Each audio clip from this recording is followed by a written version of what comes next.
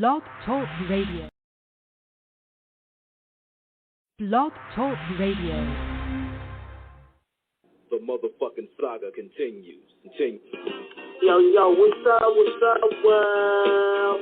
It's badass thuggin' like I usually do, and you better turn it up, bust some speakers out, cause we off the motherfucking cuff. You dig how we do it? Dog Pound Gangsters 2000 and beyond. Bleh. What's up with it, John? Man, don't change that down. This your player partner, the legendary Cocaine. And you tuned in live to Off the Cuff Radio. Better not touch that down. Yeah, this is Cassidy, the hustler. And right now, you listening to the Guillotine.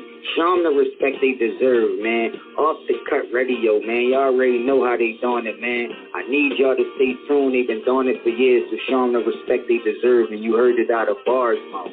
Easy. Keep it moving like this. Yo, this your boy Rampage. You're not rocking with the best. With Off the Cuff Radio. Classic.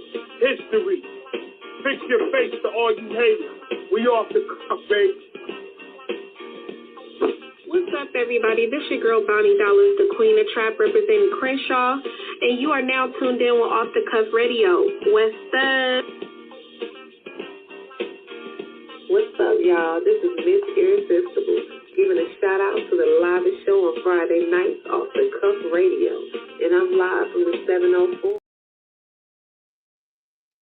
Yeah. What it is, man. This your man, King Eric, the Media Assassin. We're episode 673. Show sponsored by Screwball Radio, which you could check out every Saturday night with me, Black Poet and Comet. Sponsored by Buddy Boy Entertainment, Da Vinci Clothing. Got my host T-Max with the facts on the line. What's good? Freshest frequency, Off the Cuff Radio. Shout out to our co-host of Spirit Ill out of Sandman, Lady Chinchilla, and of course DJ Sincere, Dirty Basement Radio. And tonight, ladies and gentlemen, on this another classic episode in the making, the individual that we have the pleasure on tonight, when you hear the stories of Death Row Records, you think gangster, music, swag, and just a whole lot of hustle.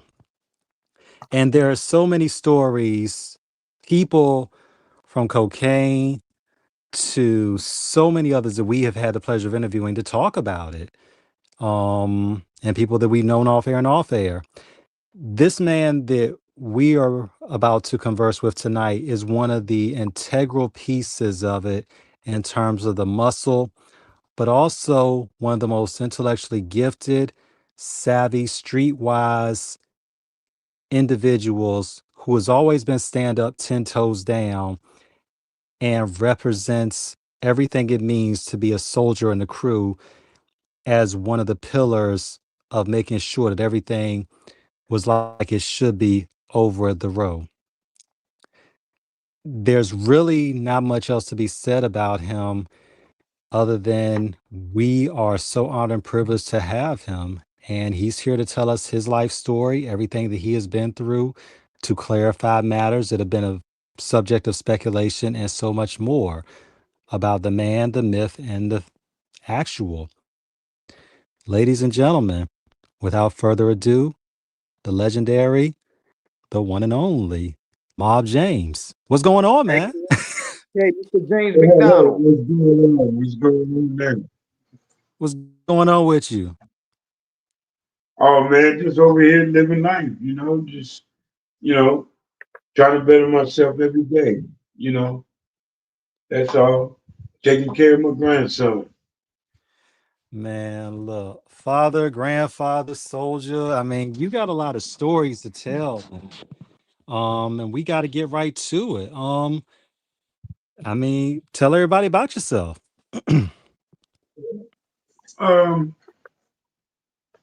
Born and raised in LA, moved to Compton in 73. Didn't do too much in school. At 12, I was in the streets. Trying to be a gang member, living the street life, wanted to be a part of the street life at a young age. Um, I had the opportunity to deal with both sides, Bloods and Crips. Some of Mm-hmm. my real cats of today are Crips. And, I live, that gang banging. I had that gang banging mentality for a while. I had two brothers, two sisters. One of my brothers was killed during Death Row era. Uh, Mm-hmm. the other one, you know, living his life doing him right now, which we don't deal with each other. Um, Understood.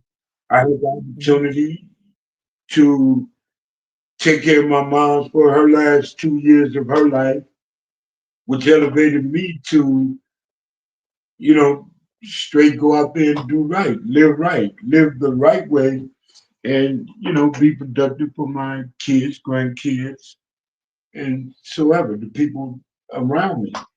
Um, been to quite a few places, Australia, you know.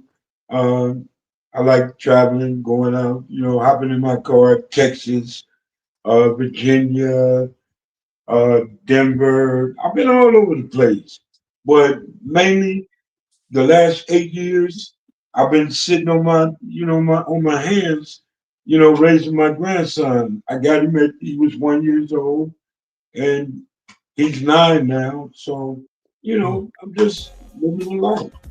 You know. Absolutely. Before we go on, we got to shout out Derek CPT and, of course, BC, both representing Compton. Thank you so Nope. much for this, guys. We appreciate the alley oop, and we're going to slam dunk this the best that we can. Appreciate you guys so much. Love you both. Thank you. Um, Definitely.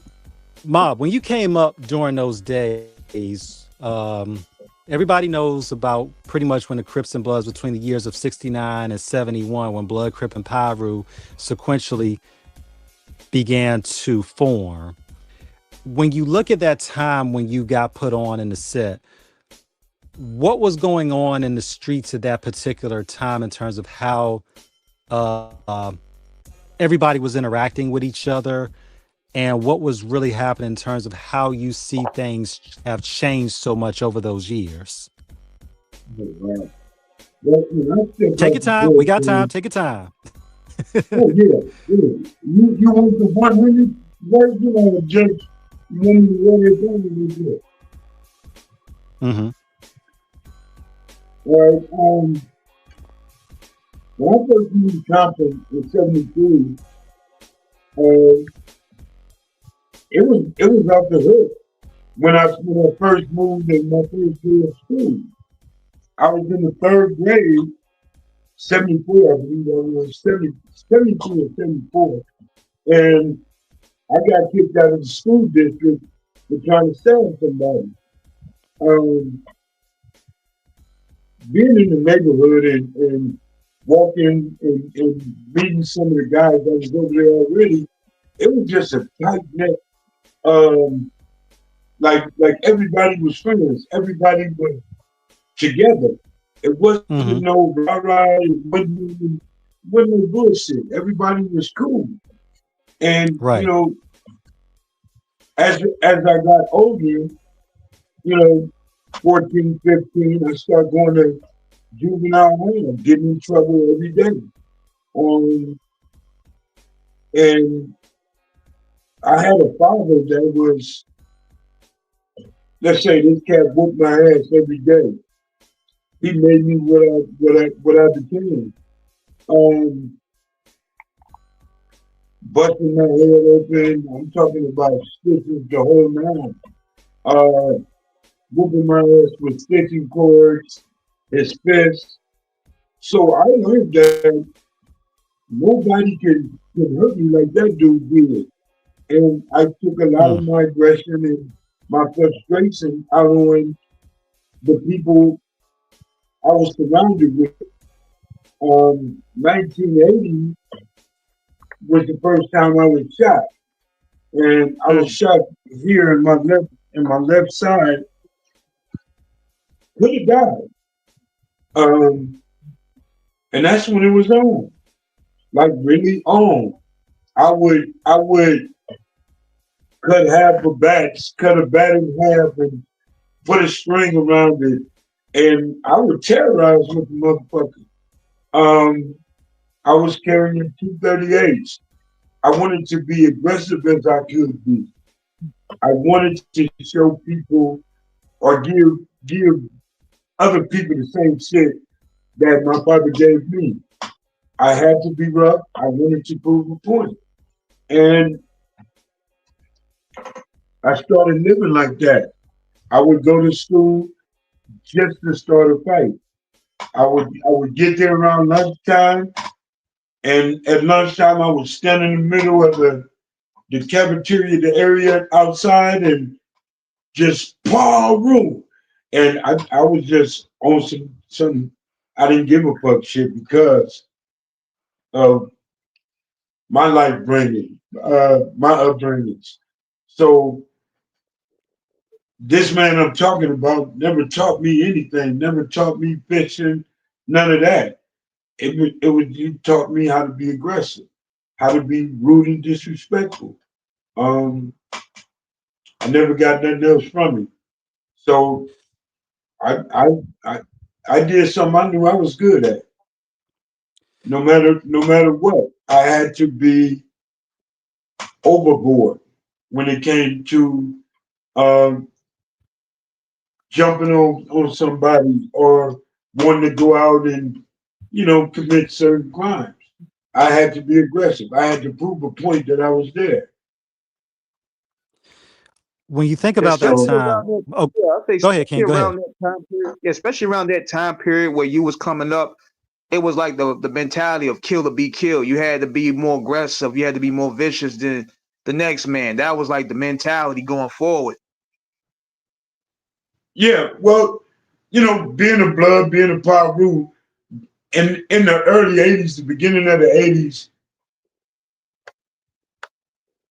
you had to be something special to be a Paru. You had to be something. You had to be with it to be a blood.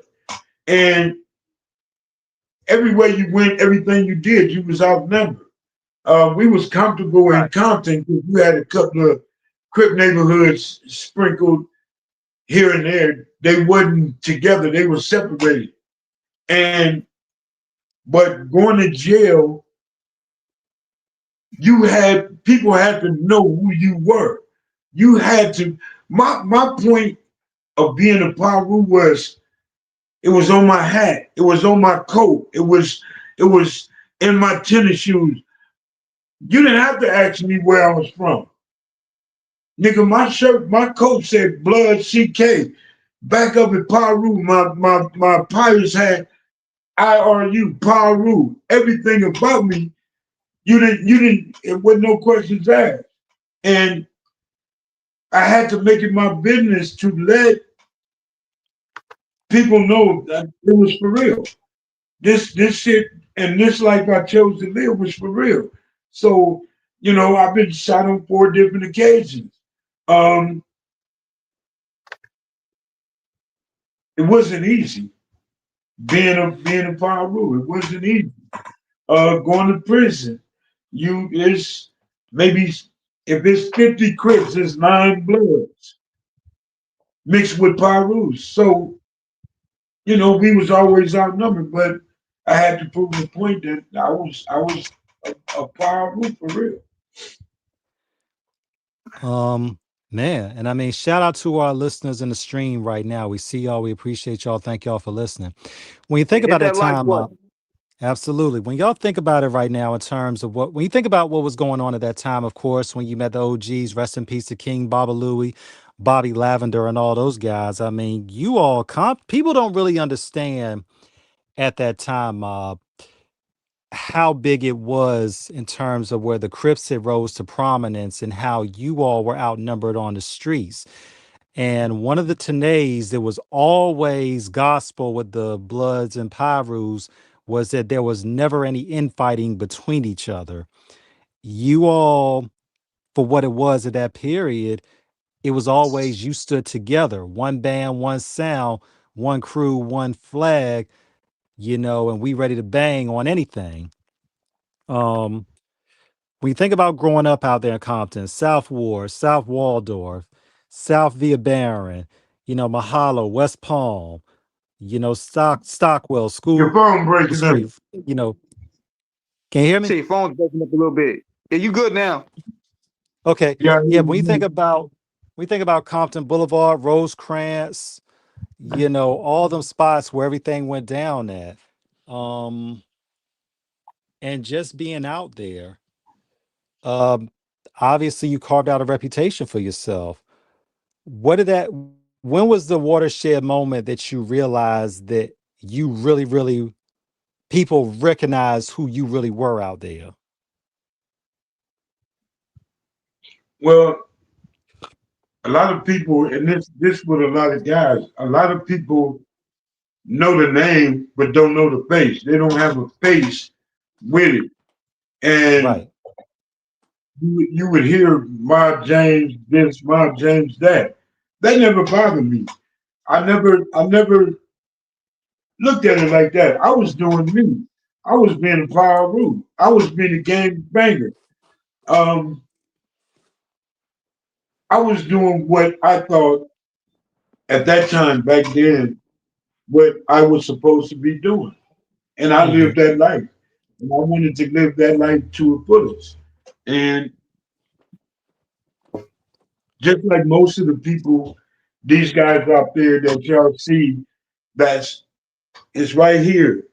And that's all I wanted to do. That's how I wanted to live. I became a gun fanatic in '80. When they shot me, they elevated the game. The game is now it's so easy to do you and prove a point because I didn't have to hold no conversation. I didn't have to ball up my fist.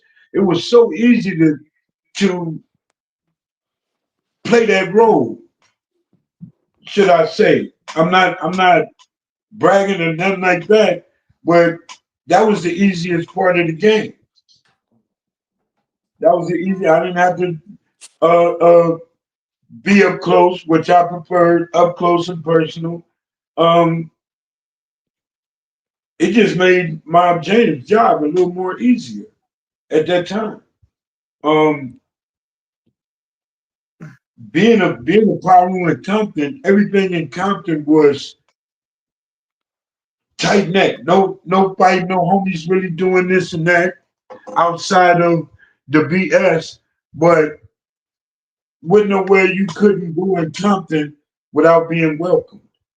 Hmm. Driving up Rosecrans was going from the east side to the west side, banging all the way up Rosecrans. You know what I'm saying? It was, I can say it was fun. It was just a way of life, man. It was just a way of life. And those that didn't live that way, or those that was part time about it, you know, they didn't matter. Even in the hood, they didn't matter. If you weren't living the way I was living, some of them guys fell victim, you know, to whatever the case might be or whatever I was feeling at the time, because they wasn't on that level. And if you shoot somebody from the hood, I gotta go and shoot somebody because you just ain't gonna do that. Right. And Right. that was the life, you know. And you survived getting shot and you survived your prison sentence, man. Like, how did you maintain getting through that sentence, man? Because a lot of brothers when they getting locked in that cage, they just wild out or they just kill themselves, man. Like, how did you get by the day to day? Programming. I kicked it with nothing but the homies. I didn't do the letting people borrow shit where you gotta go stab a motherfucker if he didn't pay you back your suits. I didn't do none of that. I just stuck with my kind And if it was on, it was on. And we dealt with it like that. Um, I was lucky not to go to prison and get 40 years, 35. I only did 2 years and something. And Mm, when I was paroled in 88, prison was boring to me. It wasn't every day you on your toes and you had to go through this, that, or the other. You had your issues. And for me, going to all the different prisons in the short time I went, I mean, it was boring. So I had no reason to go back to prison because I didn't have to prove nothing in prison. Wasn't nothing but a bunch of me in there. So it wasn't. I paroled in '88 and I've been out ever since. God bless. When you think about Yeah, those years in terms of what led into it, when obviously the trajectory of what you dealt with growing up early sets you on a path. Um, that's I'm trying to get my words together because I want to give respect to it, but I also want to acknowledge in terms of where people, in terms of how they come up, it can influence their decisions, good or bad. When you looked at how you endured so much coming up and where you didn't have any other outlet but the street to really let it out on, um, what did you find in terms of living the street life, in terms of how cutthroat and serious it was? And not just from gang banging perspectives, Mr. James, but just from what it meant to be out there. Because we got a generation of young people out there right now um, that really do not understand it. And you come from that era where it was really on when it got on. right. Well, a lot of people, and I didn't understand it. Taken Hmm. from my household and the things that, and the way that my father put his hands on me, whooped my ass. I mean, it was from a shoe, his fist, a razor, a stitching cord, whatever around him, that was a weapon. I learned that whatever's around you is a weapon. And Mm, when what he did to me watching him fight my mother, I would attack. And this is a man I was scared of, but if he touched my mom's, I would attack. Right now today, I can't watch a man beat up a woman. I'm attack. I'm gonna jump in it. You know, because I see a lot of men touch women that a man just called him a bitch and he didn't do nothing.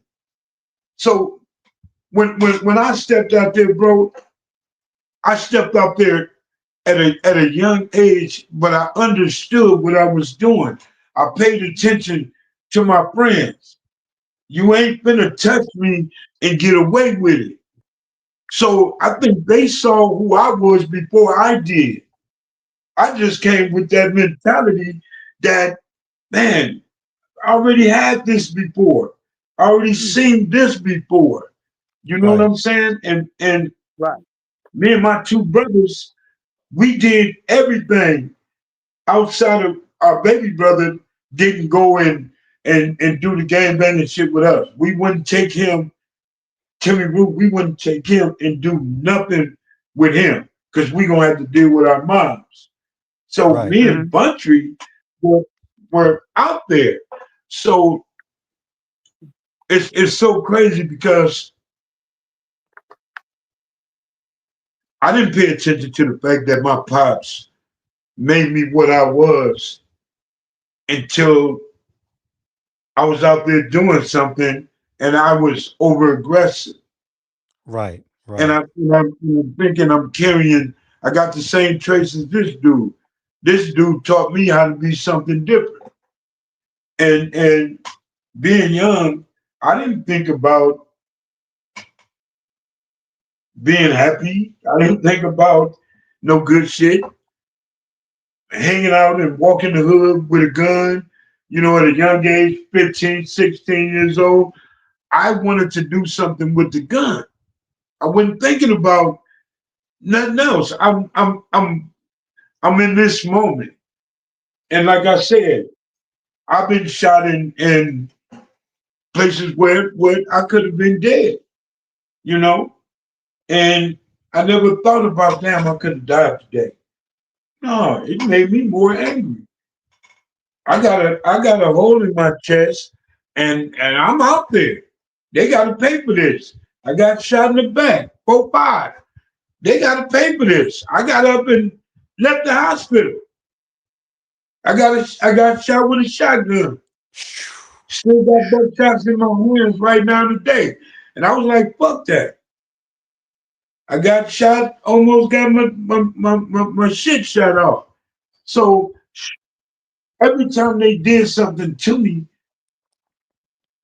it reminded me of my pops. It reminded me that they got to pay for it. And it wasn't until I was 17 when I had the opportunity to confront my biggest monster, Pops. And that's when I knew I'm a violent motherfucker and I didn't care. Mm-hmm. He told my mom she was ready to come back home. No, you're not. Not here, you're not. Right, right. And I meant every bit, I meant every word of it. Um, Understood. the biggest brother I've had, Mm-hmm. I don't know more. He passed away. It's me not being the one. Keeping it 100. Um, I wanted to, but it was too close to home. And I felt that I would hurt my moms and my sister and them if I did that. Then I looked at it on the flip side. If I'd have did it at 17, I'd have been out of prison by now. So I came home and an old ass man or whatever, but I I got my money's worth. But no, I let things go ahead. It's all I let good. it be done. It's all good. Huh? And what it's all good. And one thing about it is revenge is something that is inherent when one injures, but sometimes that dish is best served cold because it's going to burn you with the heat in terms of what you try to serve to others. When you grew up, and this is all going on before 1984, which is a very poignant year because this is when crack hits the streets. So Yeah, the crackhead scene. on top of gang banging now, this is when crack hits the streets and the drug trade is in full swing in South Central. Compton everywhere. Freeway Rick, shout out to him. We've interviewed him a couple times on the show. Much love. What was it like once the drug trade hit? And this is where you really started seeing the gangs getting fractured because of this. When it hit my hood, Mm-hmm. 83,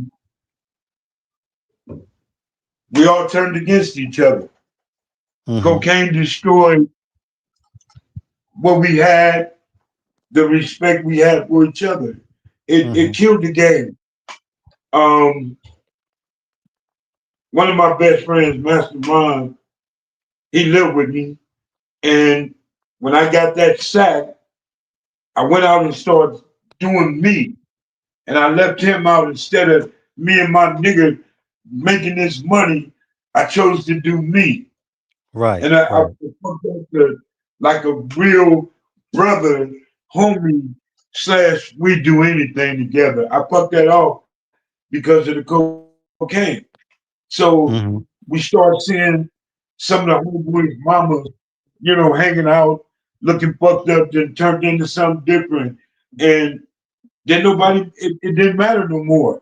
So that's when all the extra bullshit came out. You gotta watch your back. You gotta watch who you hang with. You gotta all those things came and it never went back to being right after cocaine.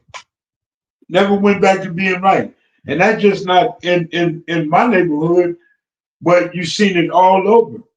The guys that made more money didn't fuck with the people that they really should have fucked with. A lot of guys lost their lives by the homies, wanting what they had. So Mm-hmm. it's like the cocaine like killed us all. And not just And saying being a gang member, but black men in general. Killed us all. and it created that whole cutthroat mentality. Now you know it was already there, but you also had periods of where there was a sense of unity. You know, you had it with your gangs and you had it with the black empowerment movement. But when crack came in, it had just eliminated all that, and it created this selfish cutthroat mentality that you even see now. It fractured the black community in more ways than one. You know, back then in the early 80s, all the homies could come to my house and my mama, she'll feed everybody. Now Mm. you seeing some of the homies' mamas on the street. Now you seeing some of the homies you hang with having sex with some of the homeboys' mama, which we would never disrespect like that. But when cocaine came, it was easy for her to go and give herself to a young cat because of the drugs. And homies was getting dealt with, people in general. It didn't matter who was getting dealt with, getting down like that. So it opened my eyes and some of the other guys to see that this is what cocaine is doing to us and hurting your homeboys because they over overstepped their boundaries. Was It was a must at the time, but it kept going, and never turned back from it. Never turned back. When you look at what was going on at that time, especially when the drug trade was really heavy out there in Los Angeles in general, when you look at guys like Waterhead Bo, Pat Johnson, Harry O, what type of influence did they have on the street in terms of dictating policy and, if necessary, discipline? Man, I look at it like this. Hmm. A quarter piece is just like 5 pounds of cocaine. It's all the Right. same shit. If you Quarter. sold it to your people, we all guilty of. Right. I ain't never been no big time dope dealer, none of that shit. But we all guilty of what it turned our neighborhoods out to be, you Hmm. know. So I don't care if you were selling just 20s, making $10, $100 a night. We all guilty of the same shit. It fucked us up big time. It fucked up. I mean, you can't find a solid cat in 90, 85, 87. It was all over. And everybody that wanted to believe that we done came up out of this or we overcome that, that's a goddamn lie. You look at shit today. These cats out here on every other kind of drug. When cocaine played out, they doing every motherfucking thing around here. So it's a nonstop situation that we have and what everybody call they in the neighborhood, in their community. So man, you can't come back from that. One thing about it, though, even with all the drugs and the hustling and the tussling what was going on, there was also something happening in Compton as well, and it was the hip What's hop. that? It was the music, you know what I'm saying? And not only just in Compton, but also Los Angeles, all over, Mixed New Master outlet. Spade. Yeah, man. I mean, Ice-T, NWA. I mean, you know, it was the music scene in Compton and LA was beginning to blossom. It wasn't the powerhouse that it is now, but it was a burgeoning nascent movement that was beginning to get traction. Tell us about what you experienced in terms of watching a lot of the local homies who had musical dreams and endeavors and what it was like around the area with homies hustling to get it, getting it out there. Me living the life I lived, I really didn't listen to DJ Quick was selling tapes in the early Mhm. 80s. I Okay. would listen to Kid, I would listen to Second and None. I didn't listen Hmm. to anything inside of that. You couldn't play rap music in my car really. I was always oldies. So the Battle Ram, when that came out, it caught my ear. I listened to shit like that, but amongst the homies playing it and all that, I never played that shit. I've always listened to oldie music. I learned from oldies. I didn't learn from street rap. I was past that bullshit. So what they was rapping about, we already doing this shit. And it wasn't as good as it is today. And, you know, it played a big part because when I came home from prison, I got Suge knocking on my door. This 1988. And they was Okay. doing, I never been to a concert or did none of that shit. So in 88, they had this thing called the Budweiser Superfest. And they Mm-hmm. was going to different states and counties and shit with all this rap shit. Back then they had uh Kumo D, Heavy D, Guy, different people. So Mm-hmm. Bill came and got me and brought me aboard. And then I brought one of my other homeboys, Showboat, aboard. But just the aggressive shit and watching how Suge was moving, I was amped up. I was amped up. I was ready to go. And if a motherfucker got near Suge, it was only cracking. We was in New York after the concert.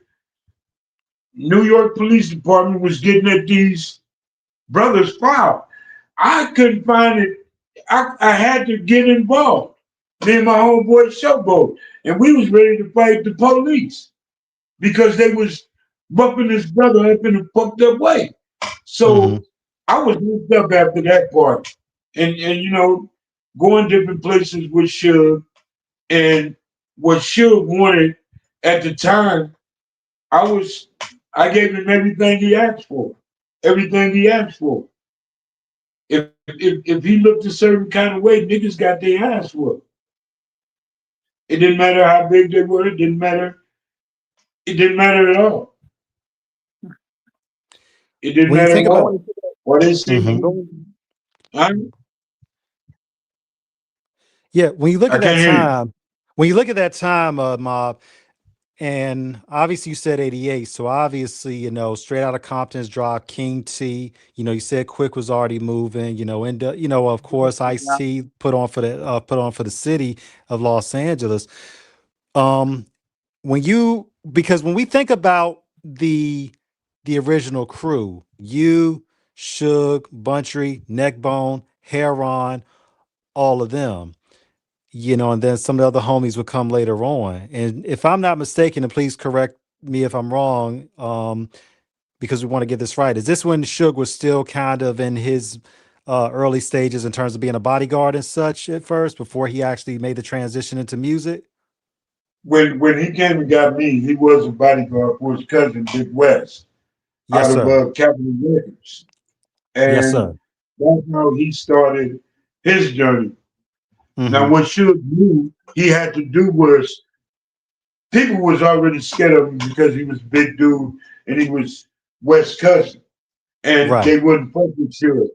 But when Suge came and got me, Suge's whole thing was to terrify these guys because some of them guys wouldn't what they portrayed to be. A Right. lot of Right. those guys pussies, but on some rah-rah shit. Nigga, fuck your video, fuck what you're talking about. You gotta prove that shit. No, really. And this is what we brought to the table. Fuck all it, nigga, I don't want to hear none of that. You can learn about real motherfuckers. So if you talking like that, now you gotta prove a point. Right. Show me Right. you that bad ass cat. So a lot of cats fell by the wayside because we had a rule. Mm-hmm. We ain't going for it. Just like that. You We ain't don't going know, for it. no, you don't know who y'all fucking with, what y'all fucking with, or what y'all scared, the people y'all scared. But we didn't play that game. And Right.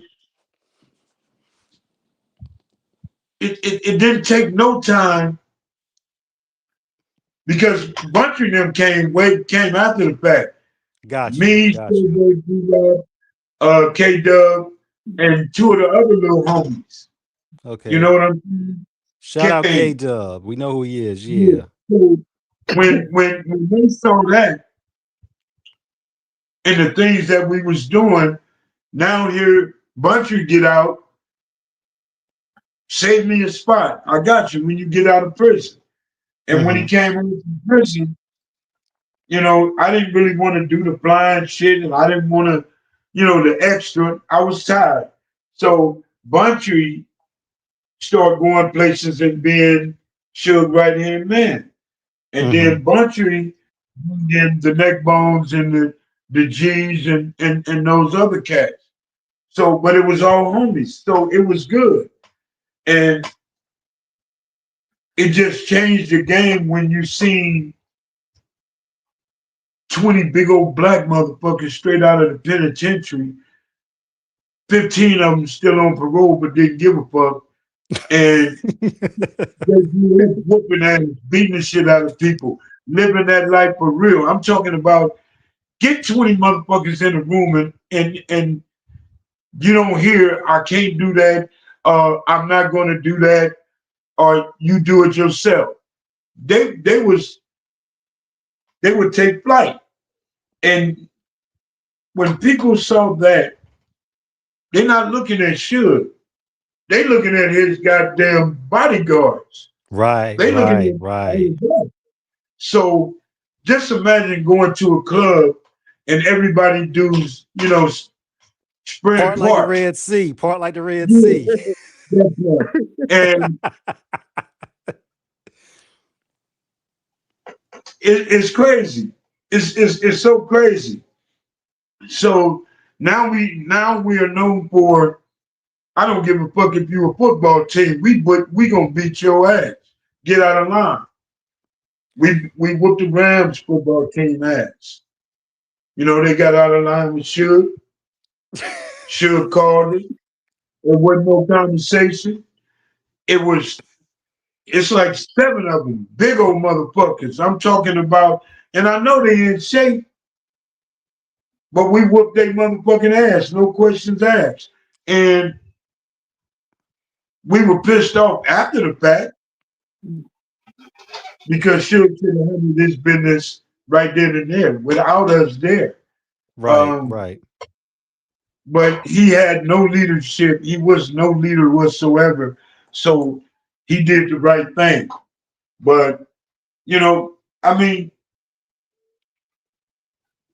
if I can get 500, 300 because I knocked the nigga out, I'm going for that one punch every time. One sock on the jock. Look, ain't Man, no you know, look. you would be bonus Jaw straight for test. yeah, you would get a bonus check. And the homies was hungry. And mind you, none of these men ever worked a job, a real job to get a paycheck, go cash a check, go home, pay your bills, none of that. So that took them from robbing people, selling drugs, and a lot of them got off prison, out of parole because of death row. It was a plus, but then it has its defaults. We're gonna get back to that in a second. Yeah, I can Because imagine, and I can imagine, man. Like that's like was that like a huge transition for you from you leaving the penitentiary to now you in the midst of these celebrities and you going to all these fancy functions and all that? Was that like a cultural shock for you? No, coming out of the penitentiary and then getting with Suge on the Budweiser Superfest shit and being active, it kept me with the gang banging mentality. Right. mhm. Going and meeting all these different celebrities. I'm not a fucking celebrity. I'm only here to get paid. I'm only here to do my job. So when it came to Snoop and all them guys, I didn't give a fuck about them cats. Y'all are rappers. I wasn't a groupie. I wouldn't finna hang with them. I never smoked weed. I didn't drink with them. I didn't do none of that. I'm this Pavu on the other end of the table. And my job is to make sure nobody touch you, niggas. You know, But when you right. Now, when you think about it, and we want to go back to that a little bit. Now, this is 88 mob when you're talking about this. So this is when rap music is really beginning to kind of across the board on both coasts. Now, what you said we were laughing about it so hard because we respect what y'all was on. But see, the East Coast really didn't understand LA gang and Compton gang banging politics until y'all got out there. So they yeah, really understood that y'all were the real deal. Like, when Oliver Stone dropped Colors in 1988, coincidentally, and Ice-T, again, dropped the theme track for it, that was a lot of Yeah, for we the really didn't country. get the gist of it. We really didn't get the Yeah, gist of it like that. We got to yeah, understand it, but we didn't know how serious it was. To he started right. making films like Boys in the Hood and Menace to man, Society, but stuff like let that. me tell you something. Go ahead, go ahead. Boys in the Hood, straight out of Compton, and all that bullshit those cats was doing is straight. It's so watered down you would drown. That I, be- bullshit. I believe it. And but a lot of people on the East Coast were intrigued with that type of shit. But that that here, we didn't look at that shit like that. That was bullshit, bullshit, bullshit. Straight out of Compton. Bullshit, bullshit, bullshit. Show me one motherfucking gangster that was on death row. Dr. Dre. Where I start with him. Straight pussy. They were coming to Compton doing shows and shit where this dude had glitter lipstick and a World whole class wrecking goddamn crew. body looking like a motherfucking reflector. Those cats was never taken serious. Right, right. The only closest thing that they had to a real gangbanger was Easy. Shout out Kelly Outside Park. of that, man, them niggas, man, don't believe what you see and what you hear until you test that motherfucker. They were pussies. That was Yeah. pussy. And You the thing know, about and go ahead, go ahead. No. you listen to these guys, and everybody want to be a bad guy, like hmm Suge Knight. Everybody want to be that bad guy, and I don't know why. Some people are supposed to stay in their place, know who you are, and know what you bring to the table. You don't need Mm, to do this and get out that there and part. get your crap good. And a lot of these dudes out here want to be the tough guy and go out there yada yada, and they not here no more. So I don't want to say it like that, but it was all bullshit. No, we get what you're saying, Mob. We get what you're saying, and Yeah, we yeah. respect it. You got a lot of kids out here who want to be gangbangers and live their life because of what they see. I tell people and kids today, you don't want my life. You never want to be like me. You never want to live that life. Everybody can't live that way. And through the grace of God, I'm going to say I was lucky several times. hmm I could have been good. The things and the way I lived in prison or on the streets, I should have been in prison for the rest of my motherfucking life. But I've been blessed. I've been given a second chance, a third chance until I realized that, man, boy, you blessed. Knock this shit off. And I gave it up. I let it go, you know.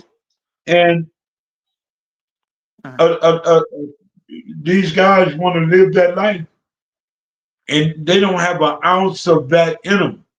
And they continue to try, try, try. The shit we have today, this is not gangbanging shit.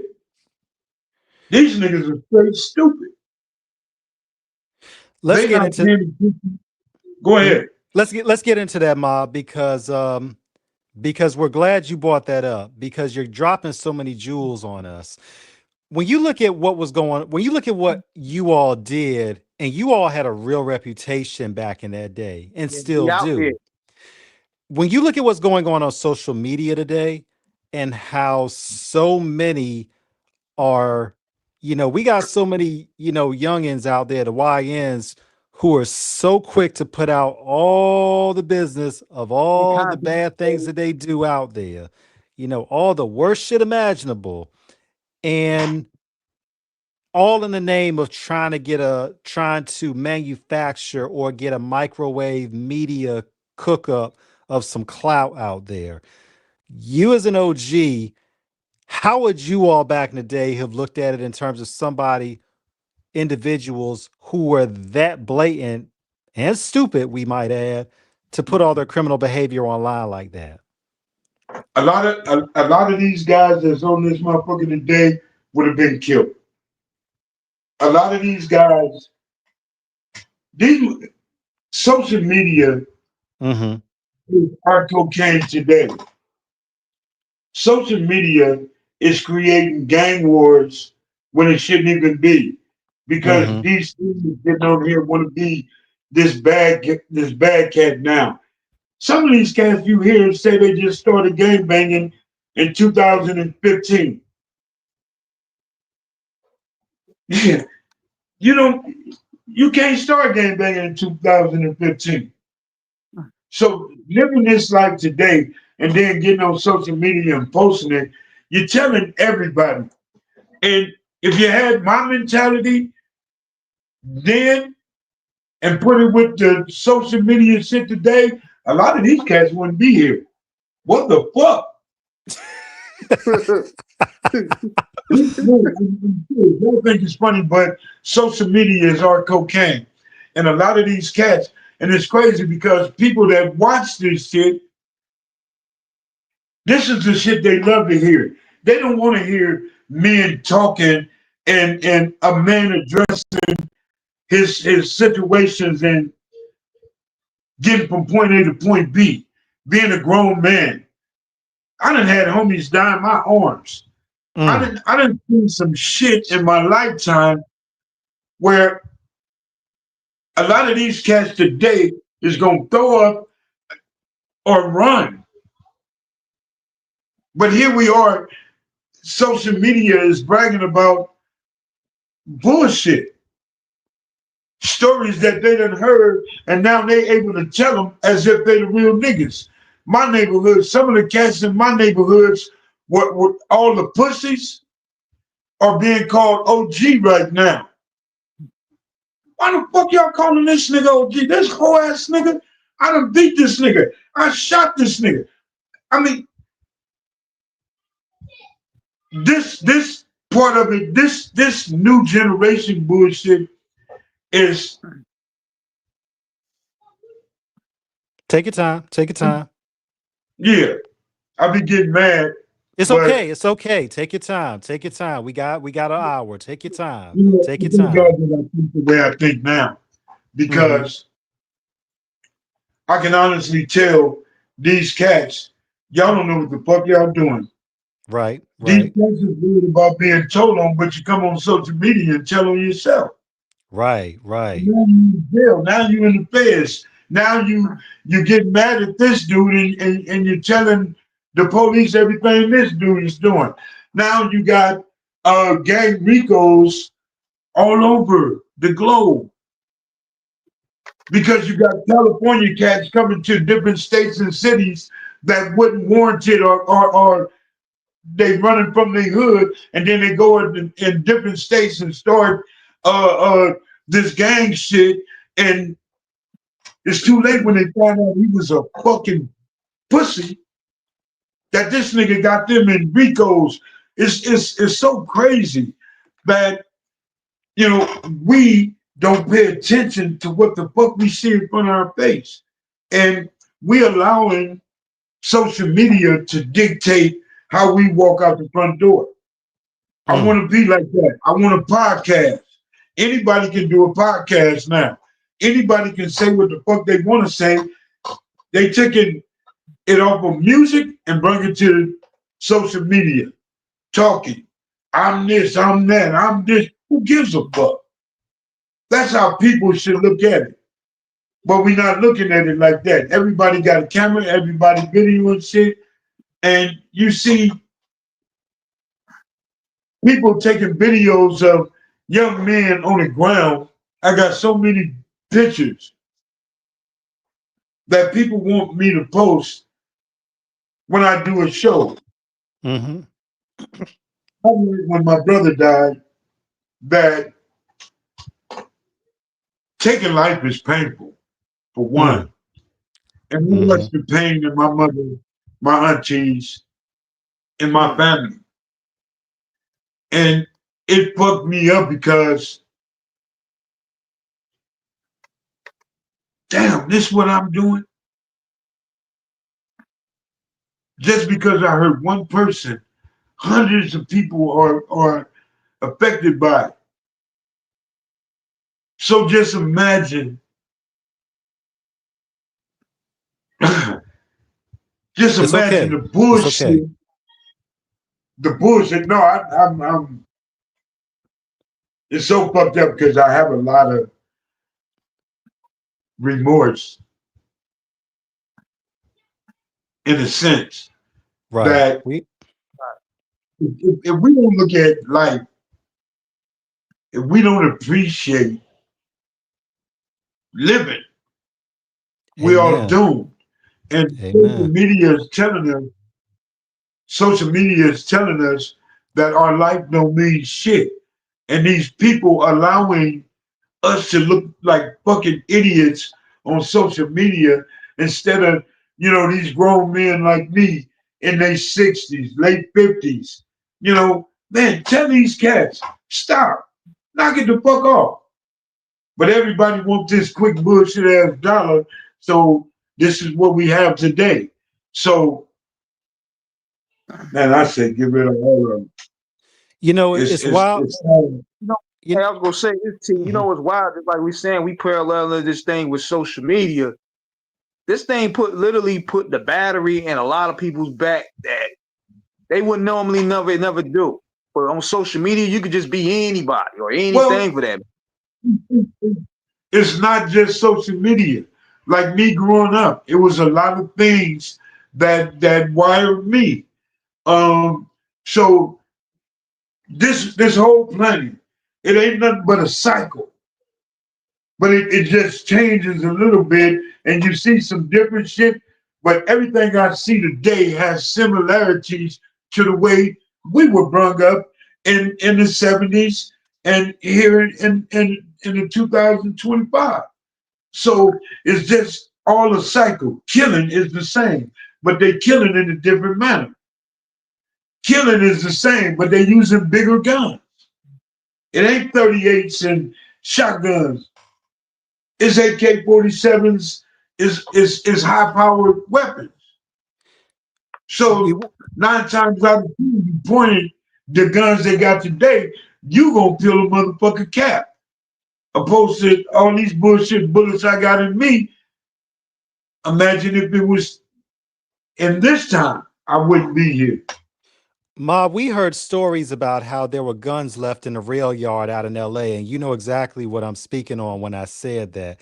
How true are those stories where about a train yard there'll be crates of weapons and it would just be whoever could just get them could get them? Let me tell you, on Firestone, on the train tracks, Yes, sir. you would go out there and find containers opened. This is my uncle at the time.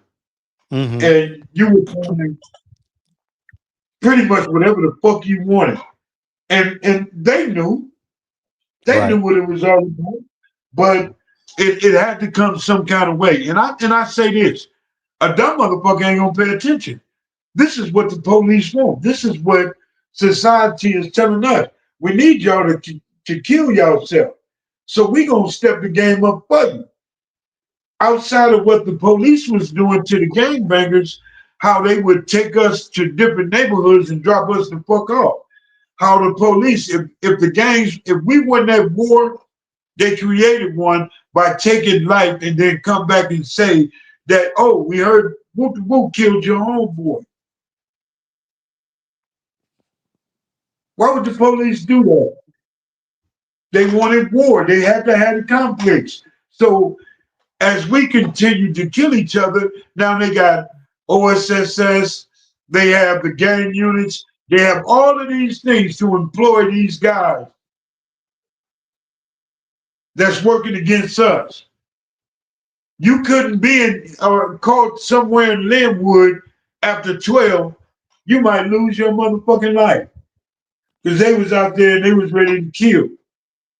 And a lot of people lost their life just because. So it was rough in our days. And you still having that shit today, but just in a different way. It's crazy, Now you got Mob. It's crazy, Mob, because when we think about it today and how everything is ubiquitous, because what you said really, really struck a chord with me personally about what you said about social media and how motherfuckers feel like their life ain't worth nothing. And we're not, and what I'm about to say is not from a street level, but it's just about living life. You know, when we look on social media, everybody's rich, everybody popular, everybody's way up. Like nobody goes, yeah, it could be anything, and nobody, and no, and they're just totally going to ignore the fact that this is real life. But like King said, on social media, everybody wants to portray an image, and you got these young people in their young early 20s believing that their life is a failure because they're not a millionaire or they're not an influencer. I'm like, you're in your early 20s, you're a baby, you still living your life, you still trying to find yourself out there. You know, don't let the yeah, don't. Well, you got more cats out there claiming to be rich and they ain't nothing but a fraud. You can look True. and play the part. You Right. know, like I said, when them rappers were doing their videos, they had a man come with a box and everybody put their jewelry on. After that shit was over, they took that jewelry off and put it back in the box and he gone. All that shit was a facade. All that shit is bullshit. Everything you see on social media, it ain't that many cats rich Right. that's really living like that. There's so many cats out here want to be rich, but why are you acting like that? You know what I'm saying? Right. Why are you pretending to be in something that you're not? A rich motherfucker don't do nothing but create a whole bunch of enemies and get that wrong. That one motherfucker that want what he got or what Tell he it. think he got. Tell it. And Tell it. for playing that game. So, man, I've been around rich people. They are the boredest motherfuckers on the planet. They need friends. Mm. They need friends.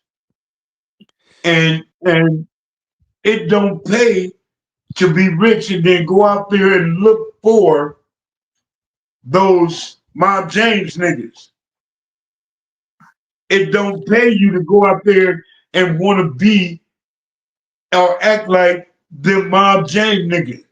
You ain't one of them. You ain't like that. You wasn't born like that. You wasn't raised like that. So how you just gonna jump off the fucking porch and be this gorilla? It don't work like that. It don't work like that. It's Not for crazy. most. It's crazy. It's crazy. I wanted to say something right quick, King. What you said, Mob, there's an instance of what happened, and what you said is absolute wisdom. I don't know if you're familiar with NBA player Javaris Crittenton. He's doing a life sentence. He was in a he was in NBA, and he got into a situation where he got 23 years, and actually he's released now. I had to check my notes. But what happened was he got it caught up with the gangs while he was in the NBA. Like, he's an active player, and he got caught out with a Crip set. So he got in some, and even before that, this is the situation you may have remembered when he got into it with Gilbert Arenas in the locker room over, I think it was a card game dispute, and they pulled guns on each other in the locker room. But the stakes got escalated when he got in a situation where he actually shot and killed somebody because it had to do with a robbery. I think that somebody, if I got the story right, it was somebody robbed him and then they were looking for the people. They robbed him and then they just they saw who they thought it was, and then the guns got blazed and somebody got killed. But in all, this was a guy who already had a career, and then, like you said, he wanted to jump off the porch once he got money and a profession and wanted to get out in the streets. Suge Knight is doing 28 years. Was a millionaire. Death Row was worth over 64 million or a little more than that at one point. A lot, and pay attention. Yes, I sir. said it was a secret. Yes, sir.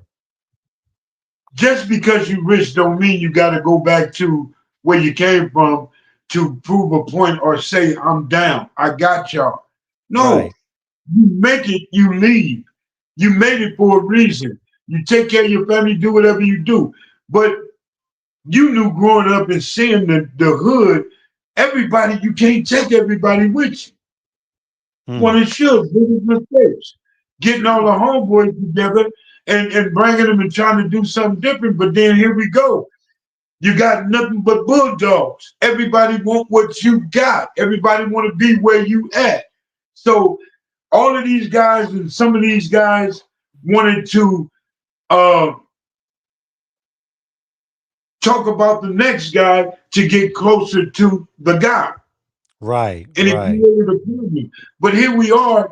I want to go back to the hood because I'm a millionaire. Boy, motherfuckers will be mad at me. Just got to be mad. I'm going to move on and live my life. I don't have to go back to the hood. And you see Puppy and all of these other brothers want to live that life and be rich.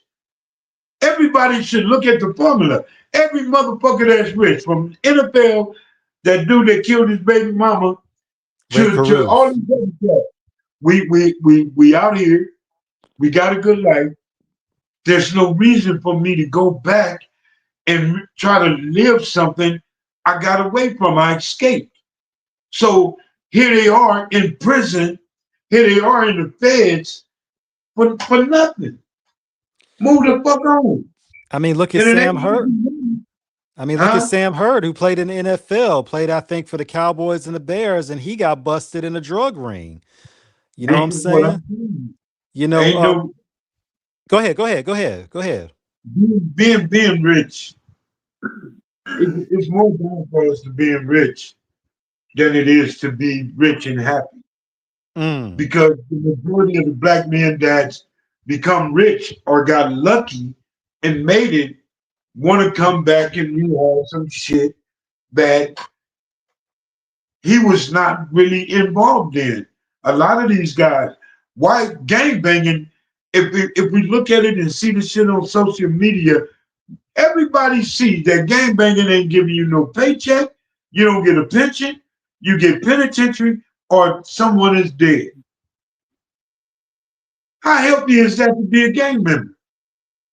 So you would want out, just like a rich nigga. He would want out and go live your life. Grab your partner and help your partner out.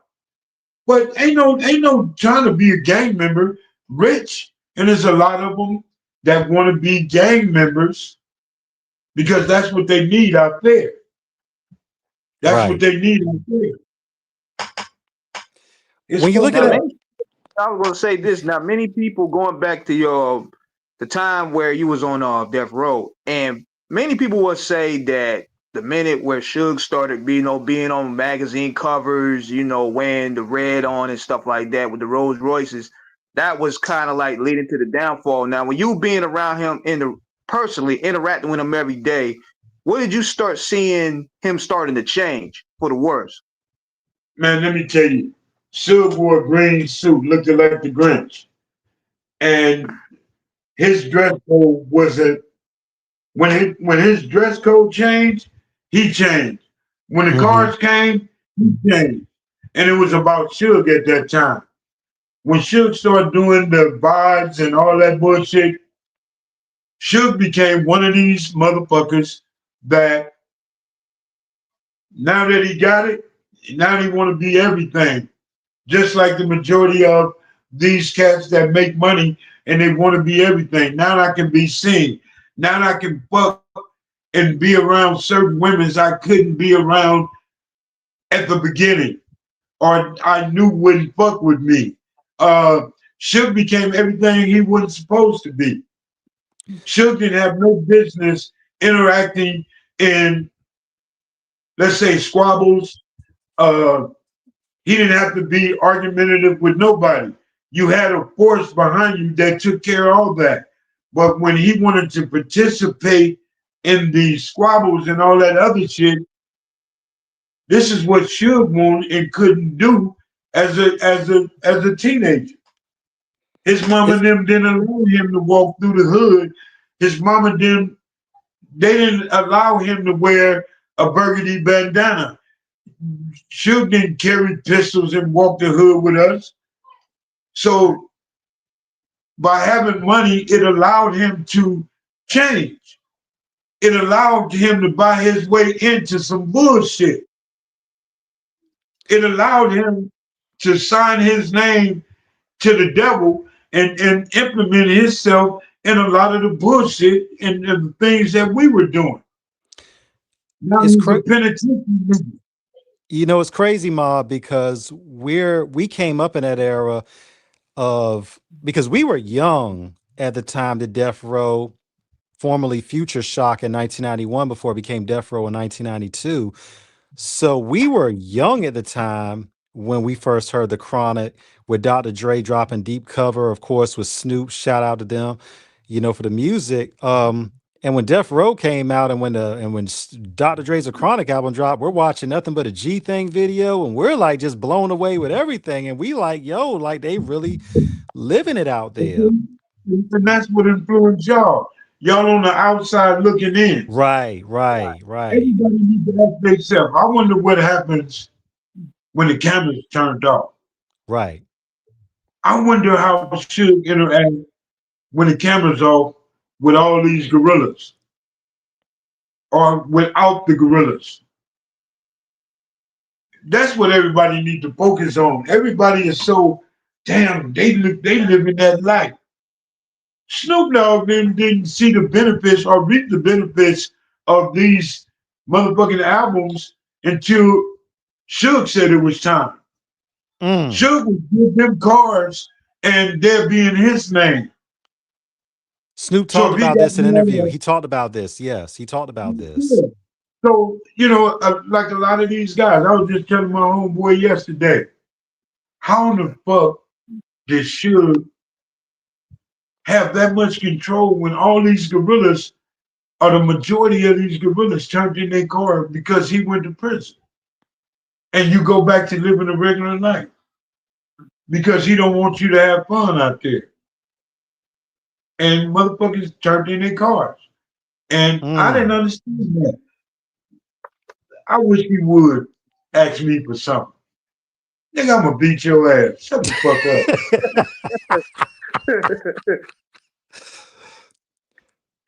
For It's real. I didn't play with him.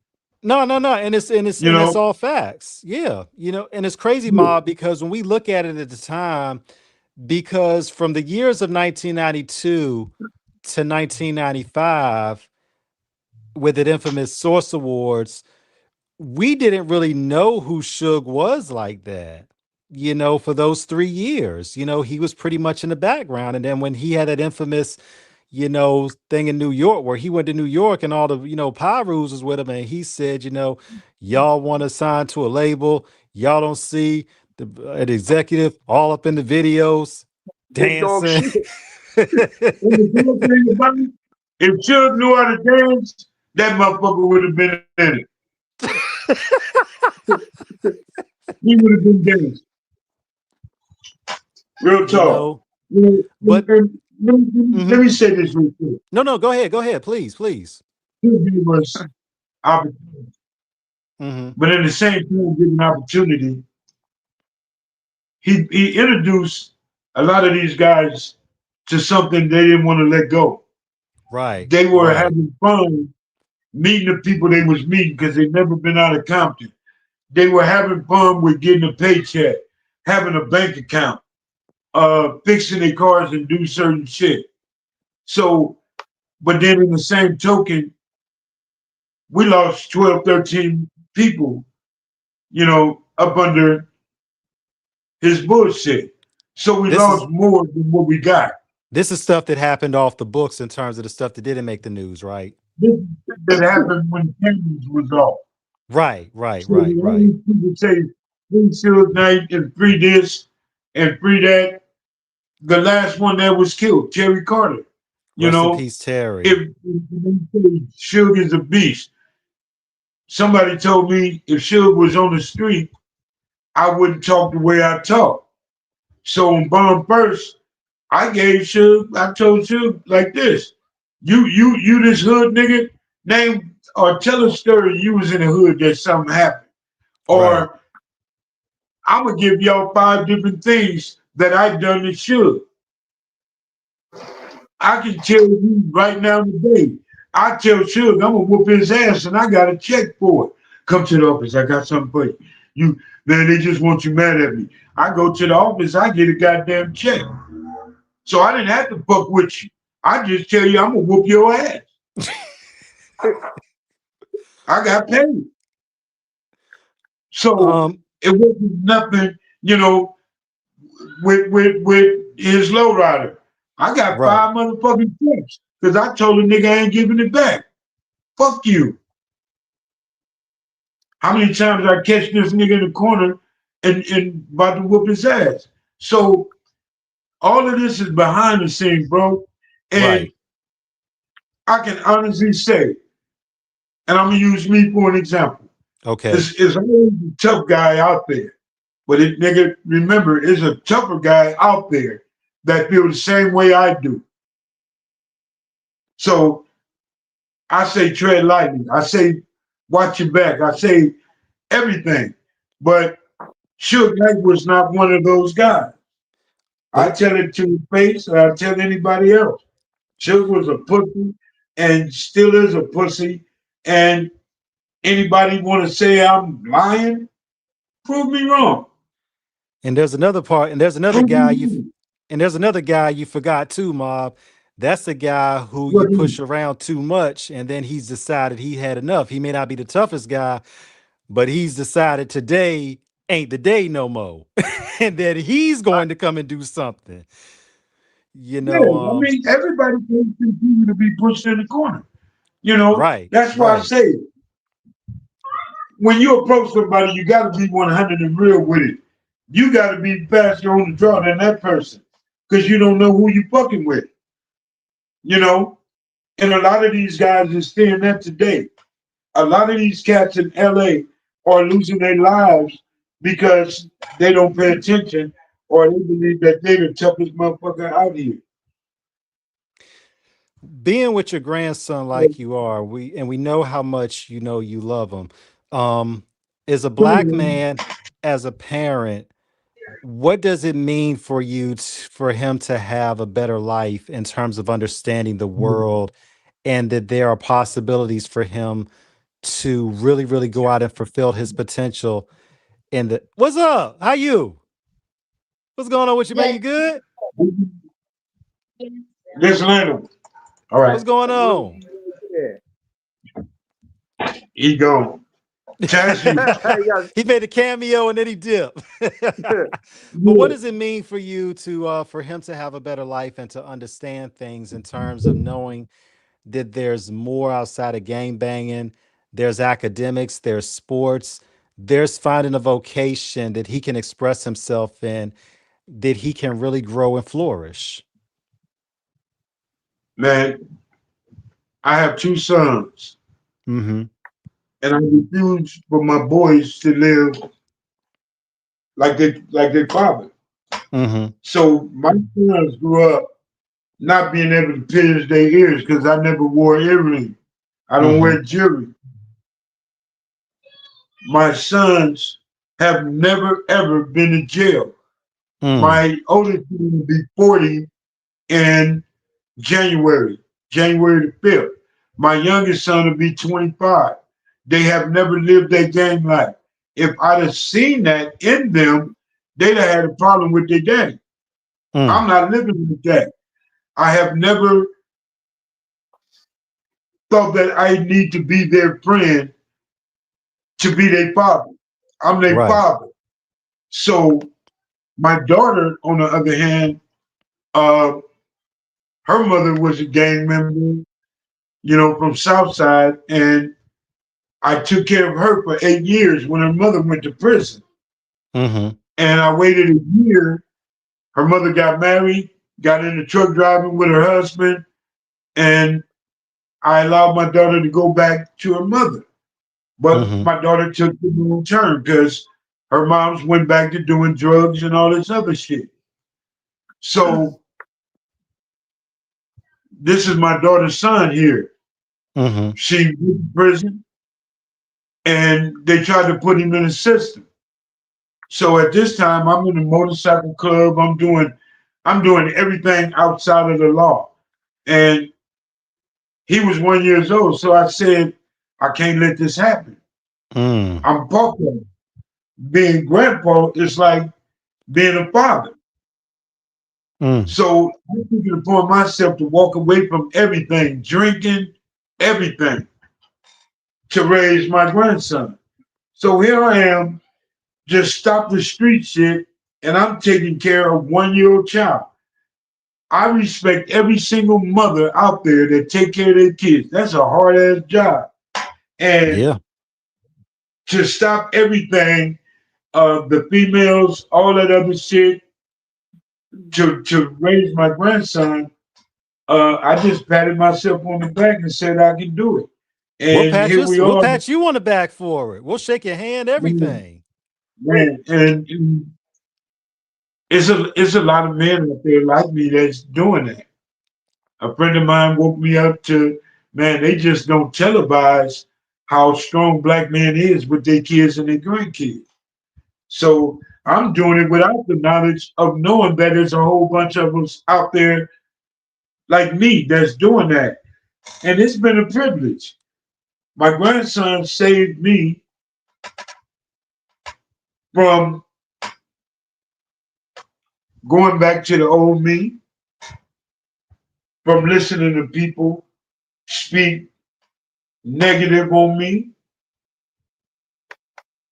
He didn't only save me, but I swear to God on my mama, he saved other people's lives. Um, Mm. I take pride in raising him. I take pride in being a grandparent. You know, I got him and I got two granddaughters. Every female I've ever had that had kids, I'm pops. I'm very family orientated, and man, I love raising my grandson. So I teach him. I don't do the things that my pops did to me. I don't deprive him, deny him of nothing.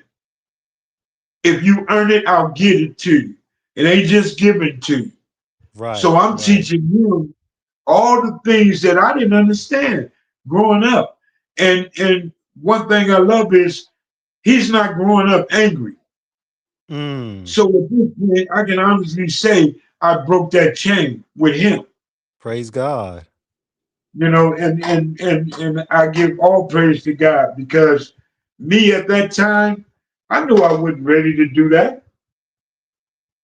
Thank God that all three of my kids' mothers had jobs and were good at one point, you know, and outside of the time I went to prison or running the streets, I had my sisters, my mama, my aunties. They picked up the slack where I failed. And I just made it a promise that I would never fail with him. Mm. So I That's do everything powerful. I can do to protect. I am a protector. So he ain't got to worry about nothing until he 18. He gonna be ready. You And know, believe it or not, in a way, children could be used as a way to break a lot of those chains. Yeah, but one thing as a parent you gotta understand, becoming a parent don't come with a book and right, instruction. You Yeah. know, and I look at it like, you know, my biggest thing when my pops used to whoop my ass, my mom steadfast. She sat on the bed and watched the things that he did to him. When he gave me these 18 stitches in my head, she watched this dude beat me with a shoe. And I always hated her for it because if you watch the animal channel, Animal Planet, if you fuck with a cub, the mother gonna kill who's ever a lion is gonna kill whoever, whatever predator is trying to fuck with her children. mama bear, And anybody, anything. Yeah, it's natural instinct. And when it came to me, I didn't get it. So I automatically I resented my mother. I was the most disrespectful cat when it came to my mother and women. A woman couldn't tell me shit. Fuck you, bitch. right, And that's how right. I used to talk to my moms. So going to prison and listening to these older cats and having time to reflect, laying in that motherfucking bunk and seeing my mother was more afraid of this dude than I was. So she didn't intervene because she felt she was gonna get her ass whooped too. Let us both get our ass whooped. It didn't happen that way. And I'm telling you, in 2017, my mother found out she had cancer. I left my wife and went to Compton. And I took care of my mother. She found out in 2016, 2018, she passed. But I Rest in stayed there to peace. the very last day. I took care of her. I cooked for her every day. I cleaned up behind her every day. When I left and went to Las Vegas, my sister was there. So, you know, learning how to respect my mother, I learned how to respect women, period, in general, like truly respect them.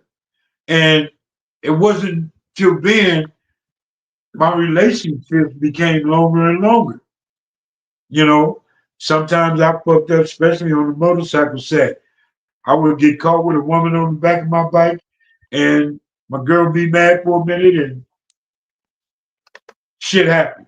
But when my mother passed, she passed a day before Thanksgiving.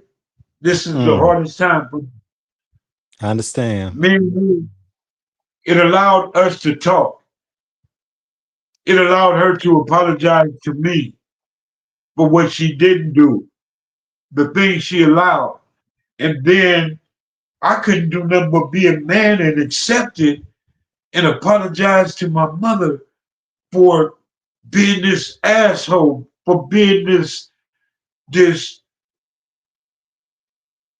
disrespectful boy. Wasn't a man, this disrespectful boy to my mother. And it made me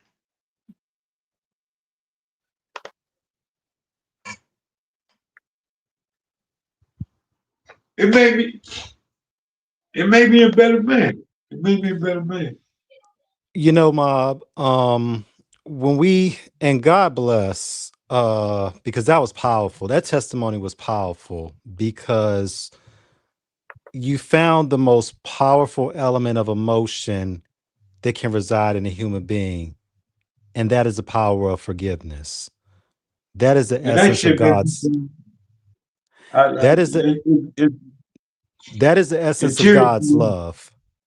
That is Yeah, Absolutely. it tears that is the me. essence of God's love. And Right. you know, for everything that you have been through, everything you have overcome, whether or not you know it, you have inspired so many people with your testimony. You have reinforced and been the actual embodiment of Black male responsibility. I want to send this out to our audience. Do not Absolutely. listen to the statistics. Well, the statistics don't. Well, I'm getting my words. Um, don't listen to the negative stereotypes painted about Black men, because more Black men in this country are involved with their children. They are not deadbeats, and they are active in making sure that their kids are, prepared. Um, Right. you are a testament to this. To have two sons that have never been to prison, to have a grandson who you are showing it from both sides in terms of the academics and the street to let them know what not to be involved in. You are to be celebrated and commended. That's not something that at Off the Cuff Radio or for humanity that we take lightly. We thank you for the time that you have given us to tell us about your life and to be so open and transparent. We cannot thank you enough for this. Well, a lot of people that do these podcasts, they don't want to hear. I turned down a lot of interviews because they don't want honesty from us. If I can't explain my life, the shit I went through, and I'm not by myself. There's a whole lot of these cats out here that went to gangs and living that life because we endured and went through so much.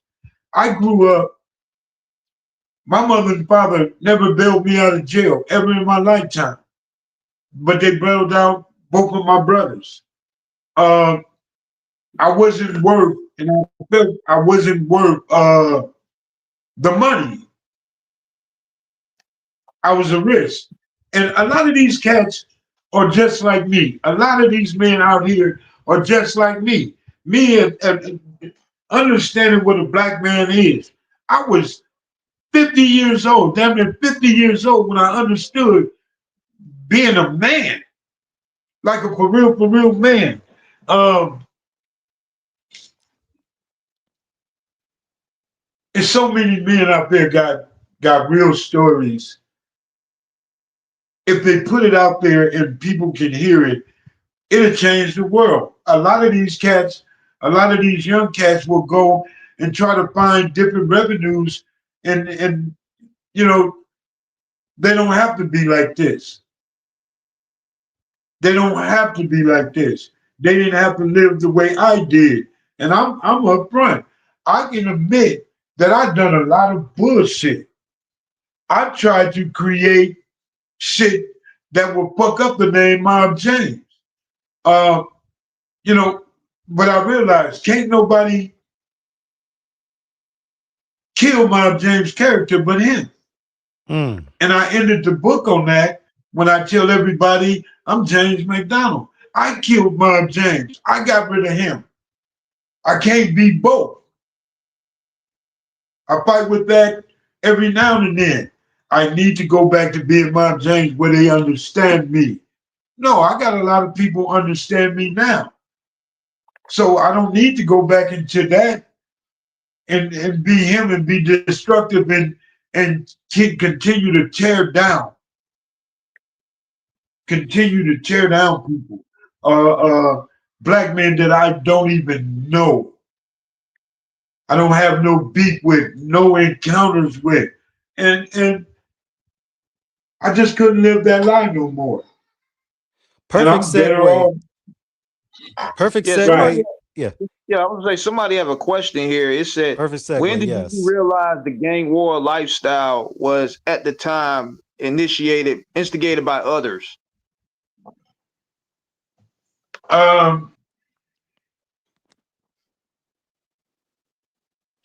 When I start really hearing the war stories, the gang stories, and all that shit, I start paying attention to, for instance, when they said homies was killing homies back in the days. Didn't want to believe it because we were so close.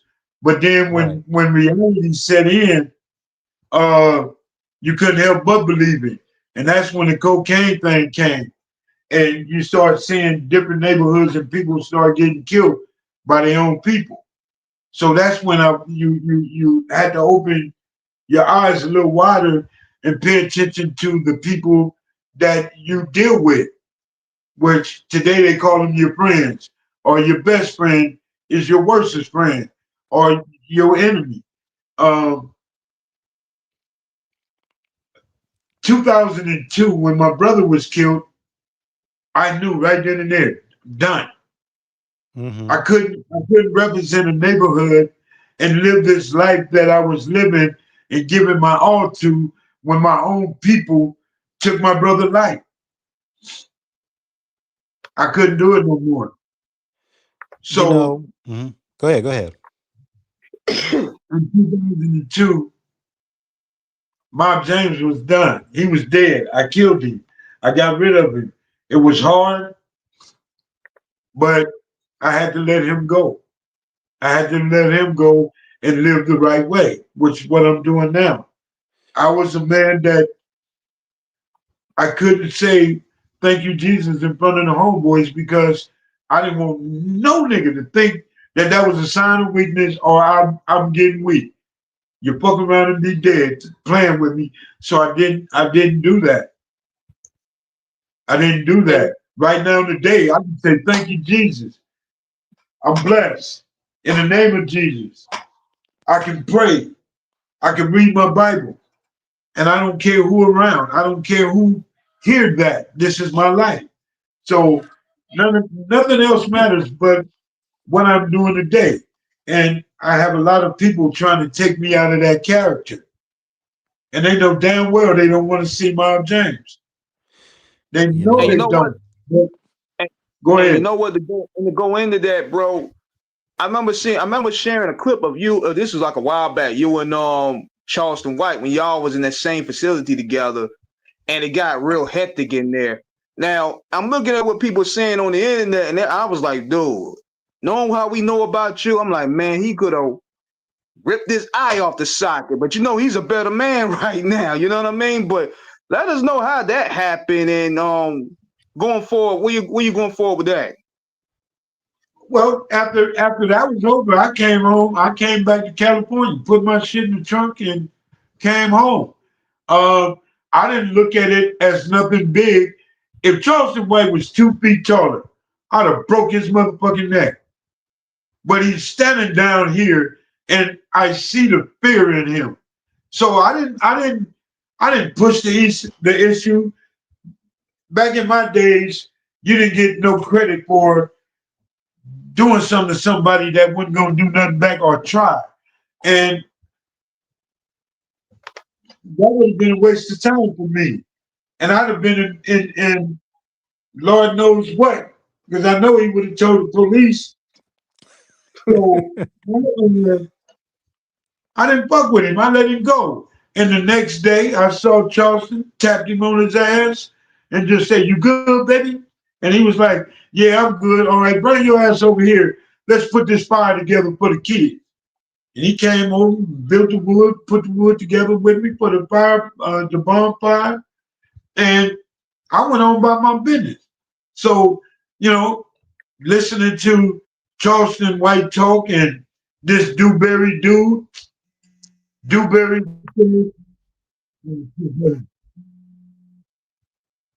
this Dewberry say, what motherfucker, I sit there and talk to you, but see, people don't say what happened off the camera. So talking to him and what I'm gonna do, what I could have did, he ain't saying what if you'd have touched Charleston, you'd have had a problem. Because he'd have got fucked up too. He'd have got fucked up too. And if I had to end my visit that way, then so be it. Hey, I'm all about protecting mine. So at the camp out, them cats was good. I did my thing and I left. So them talking, everybody's seen the truth. I asked Charleston, just tell me you want it. And it would have been a done deal. I didn't have a choice after that. I'm on plan B now. And if he'd agreed, I'd have broke his ass off. And Charleston see, White probably never would have been. that's the one thing about it, James, that people don't understand, that it takes a long, long, long time to get to where you're at from what you have endured and been through.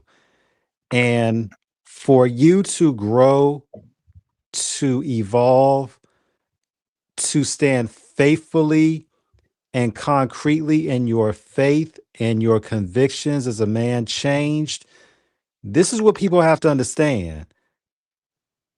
You may not practice those old ways no more, but those old ways are still something you learned and are in you to a degree. And people have to understand, don't make that man have to show you, at least for 1% of it, why he had the reputation that he did. But some people, like G Magic from '88 said, the beast in me is sleeping, not dead. And people need to understand that. Right. Well, Um, like I say, I look at it like, you know, I'm a different person, mhm, and I just wish to live. I'm 60 years old. I'm not out there gang banging. I'm not in your way. So let me just live my life. Let me do what I'm doing and stop trying to drag me into your bullshit. But right. misery love company, if you got a reputation, these people want to try to drag you because this is a real story. It's a lot of brothers out there my age that made it through it. Might not have went through as much, but made it through it. And let me be me. Let me be me. I ain't looking for nobody. I ain't, your words don't mean shit. I understand that. I learned that. Just because they say that don't mean you gotta prove or you gotta kill to protect your honor, your namesake. None of those things mean shit to me. Living and being responsible and taking care of the things I need to take care of. I'm not gonna do life in prison and I can't take care of my loved ones, my grandson. So I'm gonna do what I gotta do to stay out here so I can continue to protect. Will I kill for them? Yes, I will. Will I go Absolutely. to And we get prison for it. them? Yes, I will.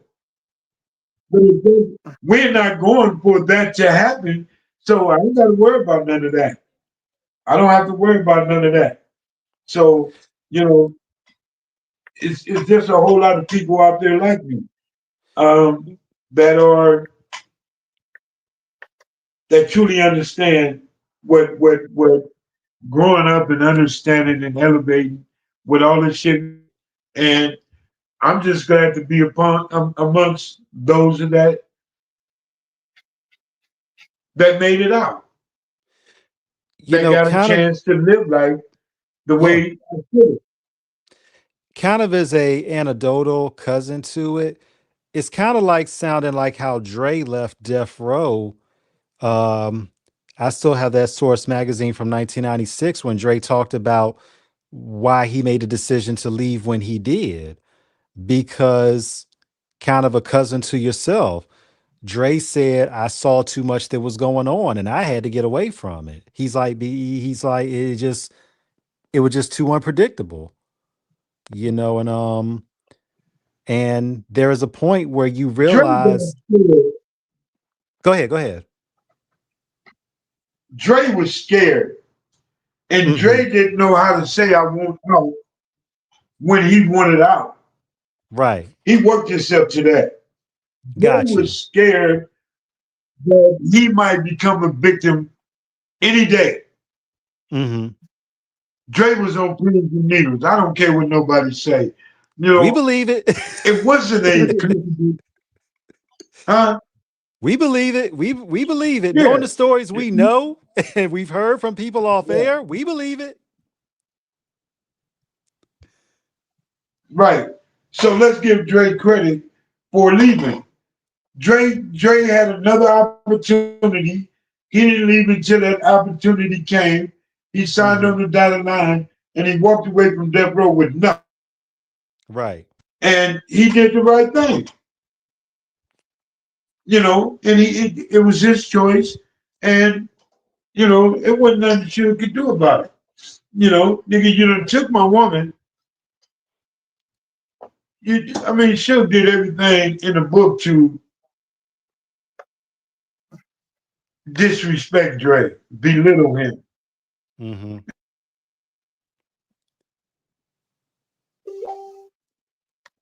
We went out for a second, ladies and gentlemen, but we should be back momentarily with the one and only James McDonald, aka Mob James. This has been, if you've been with us the whole way, this has been an unbelievable and insightful and incredible and intelligent conversation. Shout out to some of the people in our queue who have been listening to us. Anthony C. Henderson, Spirit Wonder, we appreciate you so much, always for being with us. Shout out to my mom and dad for listening. Love you both. Thank you for tuning in with us. Absolutely, man. Pretty interesting show right here. Absolutely. We're waiting for him to get back. We got a few minutes before we log off, but King, we knew this was going to be special. Once again, shout out to BC and Derek for this. Thank you again. This has been incredible. And shout out to Nene, a brutally opinionated podcast who did an interview with Mob a couple years ago and did an incredible job in terms of her talking to him and getting to know James McDonald, the man, as well. King, we've heard so much about this man, but I think the most rewarding thing we have found with this is to I get think to he's know back. the man. Okay. Mob, you I'm with trying to us? get him back to you now. Okay. Hold on 1 second. Okay.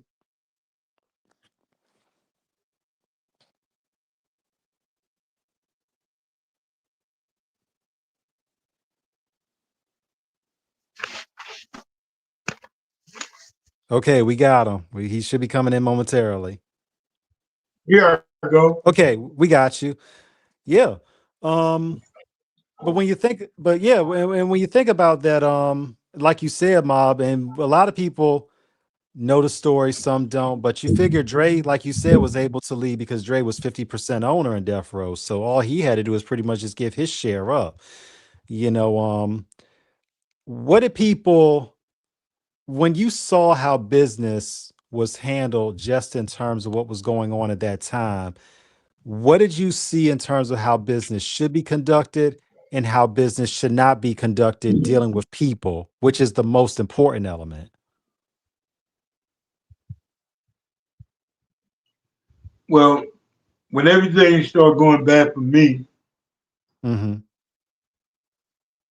I had to pay attention to the homies going against each other. Right.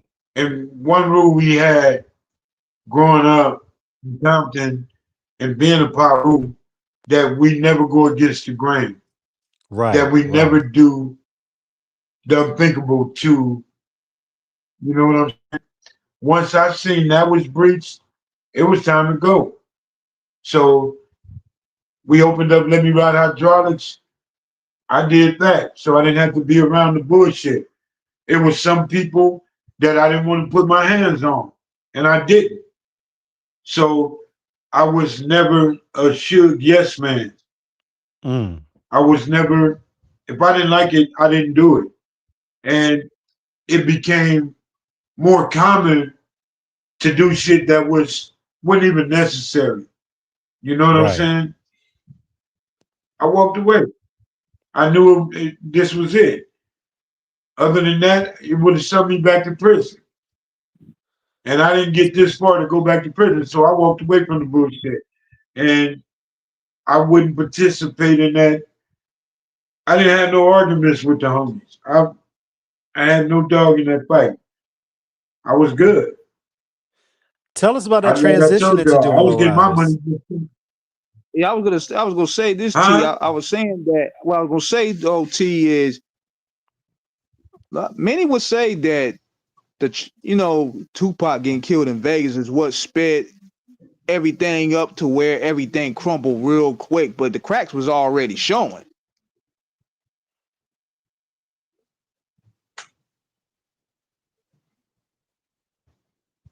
That's true. And Hmm. they created that in Pac because Pac wanted to be, and by him trying to show his loyalty to the homies, trying to show his loyalty to Suge,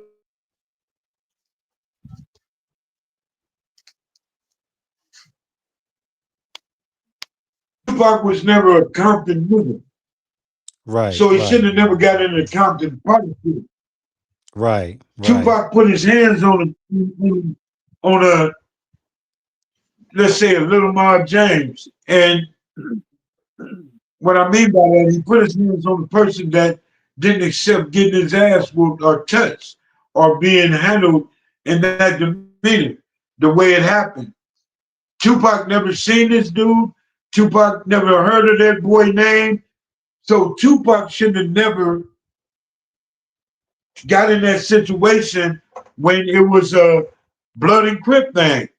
right, If right, if Southside Crips did, we already have at what you call war with them. The homies should have took care of that. And Suge and Pac should have stayed to the side. Suge right, wouldn't have went to prison, and Tupac wouldn't have got killed. So they handled that wrong. It would have been handled totally different. See, I would have fucked up Trayvon, who whispered to Tupac and say, "There you go, they tried to take my chain." I'd have fucked him up all through Vegas. Why you didn't go handle your own motherfucking business? right. He should have been dealt with. Yeah. And I mean, especially in what you said, we just keep it from the business politics. You keep the money guys away from the trouble. That's what you have the muscle for, to take care of I, problems. I kept it, I kept it Um, straight business. I yeah, didn't and hang with Tupac now. I didn't hang with Snoop Dogg. I didn't hang with Das and Corrupt. I didn't hang with none of them dudes. I see them dudes and keep walking. I'm a gang member. I'm not living that life. I don't want to be around no damn celebrity. I don't want to. I'm not a groupie. Unlike some of them cats, or one of those cats, when Tupac died, he get a big old mirror on his arm. I ain't one of them dudes.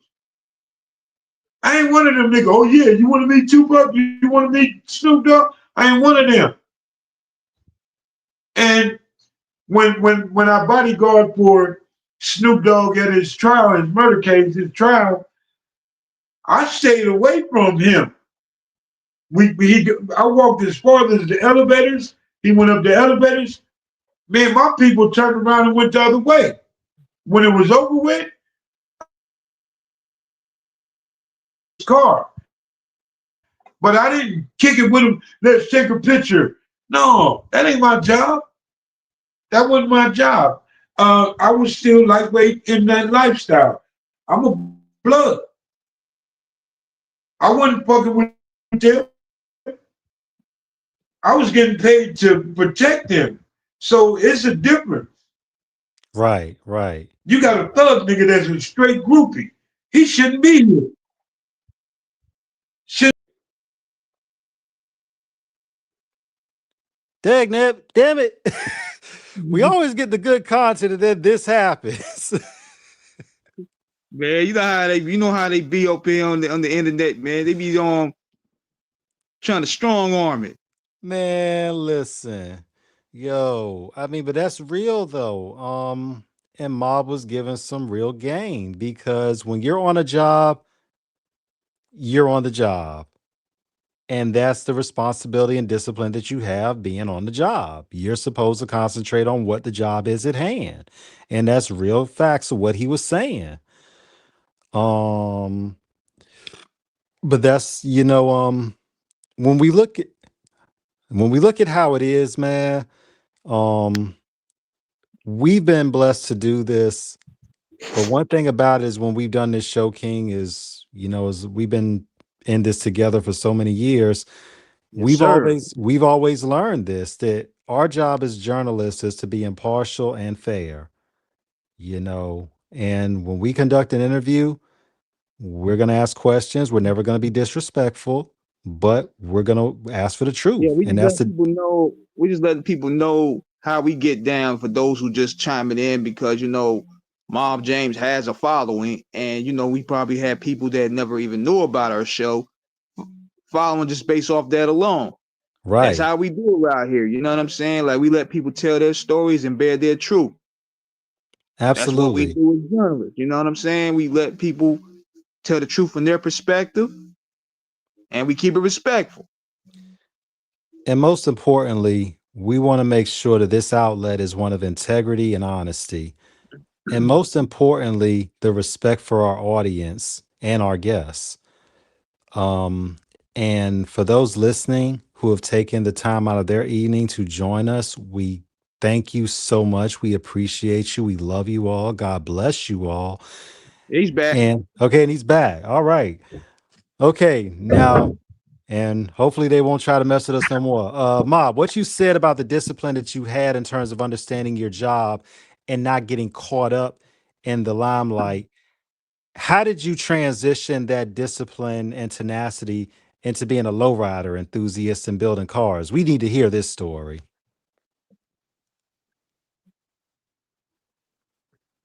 It was like a project. It was like something I needed to do something else. And Mm-hmm. when he brought it up, and I said, let's do the lowriders. Didn't know jack shit about lowriders, but I had one of my little homeboys, Boomer, that knew how to do it because he had a lowrider, and I Mm-hmm. and I had the Chronic, Dr. Dre lowrider, Okay. and when they opened shop, I took all the shit out of Dr. Dre car because I said fuck Suge. I stripped that down. I did no for real. I stripped the car and I Right. put some of the shit in Boomer's lowrider to make his shit better. And the first car we ever got, the money, the half of the money that he put up for his car, already had the shit. Mm-hmm. So I took that shit and put it in his car and used the money to get the other shit that was needed. And we started making money off of that. So being Mm-hmm. business minded and being focused and comfortable in doing lowriders, now I'm in the groove. So what I did is try to elevate the shop. I hired my grandfather. I hired my uncle. Uh, I had my grandfather and my uncle doing all the like mechanical shit, mechanic shit. If they needed something wrong with the engine, my grandfather and uncle fixed that shit. My grandfather is a mechanic by trade, working on diesels and shit. And he taught all his sons how to work on cars. So my grandfather, uh, truck and tools got stolen. I went and bought him a car from the homeboy and put him in the car so he can get his tools and everything to the shop so he can make money. And we made money. So it was just a good fit for me. And doing it positive in a positive way and making for real money without, going out there and had to put my hands on people or cut Suge out to get it. It was easy for me. It was easy. And I learned something I never knew before. How So gra- how gratifying was that? it was good, man. It was good. It elevated me. It changed my mindset. It was so many positive things that I saw that I could do, and I took that and like marijuana growth. You know what I'm saying? I see a motherfucker making marijuana back then, and I applied that to this in my house. I took one whole bedroom and I bought a tent, and I was paying my bills with that. Just growing my weed. And, you know, I said I could do it. And like none of this other shit was hard for me. It wasn't hard for me. I understood my upbringing. I understood where I went wrong. I understood what I didn't do right. And at first I had to stop blaming other people Mm-hmm. for the losses, my mishaps, and all that other shit. Man, I control this. I control all my faults and my failures. If I fail, motherfucker, get up. You've been doing it all the time, but I didn't know that's what I was doing from the beginning of time. Every time I failed, every time I got an ass whooping for this reason or that reason, I I changed the game. Let that not be the reason no more. Uh, let not putting a gun on my waist and going to hang out and look for somebody. Uh, my father is not the reason why I'm doing this no more. I'm doing this shit because, but I blamed it on him. He the reason why I'm out here like that. No, this is my life. I got past that shit. I gave it all to God, and I don't worry about it no more. So it made me a better person. It made To me think, realize to realize that you found the talent because you always to find it because you always had the discipline, but to find out that you were able to unlock a talent, um, and to be able to share that with other people, how how does that make you feel knowing that you've empowered more people with the education that you have, that you've been able to attain? before my mother passed, she told me I'm gonna do great things. She told me that God is gonna forgive me for the things I've done. Mm-hmm. He's gonna reward me and bless me for the things I do.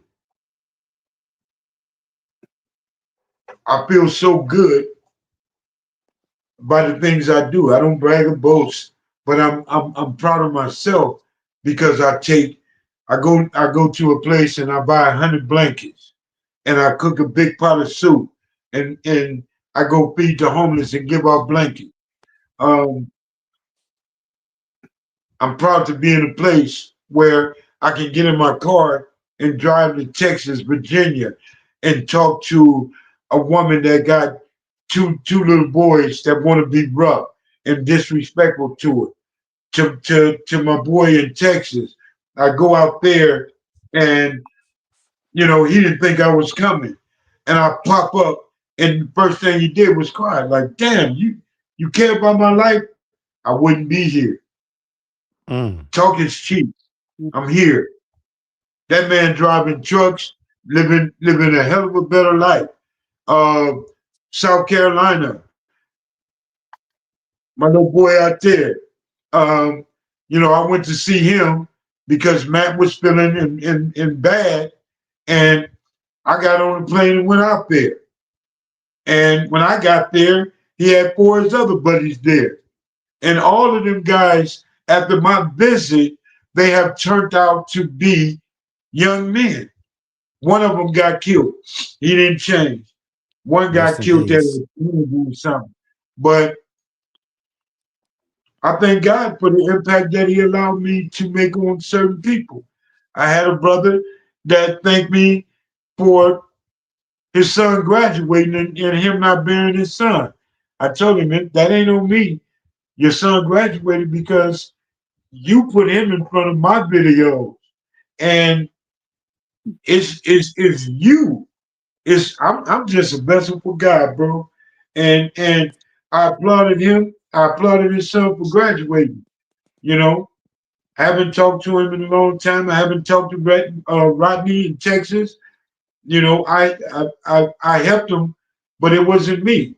And I looked at it like this. Every time I do a video, every time I go and talk to somebody, I ask God to give me the right words to say.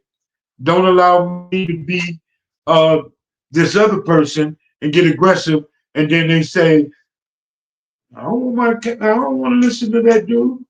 So I put my stories, and I can tell a story the way I know I should, not being aggressive, but being humble and having people understand it. So I'm blessed. I'm blessed. Yes, sir, man. And we probably got to wrap it up a little bit because I don't want the StreamYard to cut off while we talking, man. But we want to thank you once again for taking the time out to tell your story and to let people know that you're here to make a change and you're here to make a positive change for our youth in the coming futures. You went out. Mob, he went out, but Mob, he was saying we just appreciate you so much. Thank you for this incredible interview.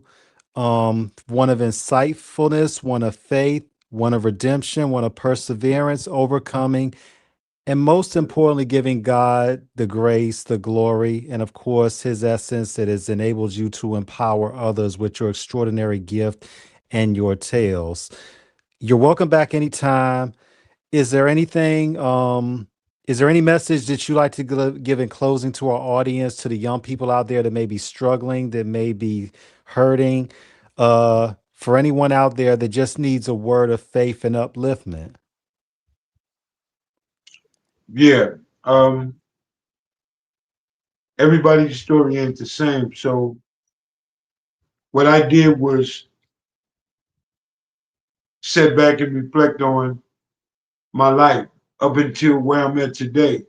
So if these young cats can just sit back and pay attention and see or think where their life gonna be in the next 5 years, start making goals. This is where I want to be in 5 years.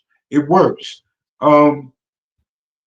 Stop believing that everything you do and all the cats you hang with are your friends. Everybody ain't our friends. And you don't want to wait till you my age to get it. You don't want to be 40 to get it. Having a job, going to school, educate yourself, understand who you are. You don't need a group of people to define who you are. Like some of the young women, they believe that they need or have to have a man to validate who they are. Be a strong woman regardless of what. Pay attention to your daily activities. What you know is wrong, don't do it. If you know it's right, roll with it. Don't allow anybody to tell you you ain't nothing and you ain't gonna amount to nothing. Nobody can tell your story better than you, just like myself. And no matter what the outcome is, believe in God and believe that God can change all the things in your life that ain't right for you. Use it like it's breakfast, lunch, dinner, and just believe in God. And it works for me, and I guarantee you it'll work for you. I appreciate you, brothers, for having me on here, allowing me to speak without being interrupted. Man, anytime that you guys want me to come on your show, you got my phone number now. Call me. And man, I ain't got nothing but uplifting things. And I appreciate you, brothers, for having me. Mob, we love you so much, No and doubt, brother. thank you. And you're welcome back anytime. Our love, our best to you and your family this Thank you. Thanksgiving season. Be blessed, be abundantly anointed, and keep the faith always. Thank Yes, you sir. again. No doubt, man. And Yes, big sir. shout out to Derek for making this connection happen as well, man. Right, right. All right, Absolutely. man. BC, Derek, Appreciate it. thank you again. And King, take us out of here. Mob, thank you again. Salute. All right, Salute. we up out of here, man. Catch us in the go around, man. But thank you once again. Big shout out to everybody for joining us with us. And we'll be right back whenever anybody calls us. Peace, everyone. God All bless. right. Thank you again. All right, we out.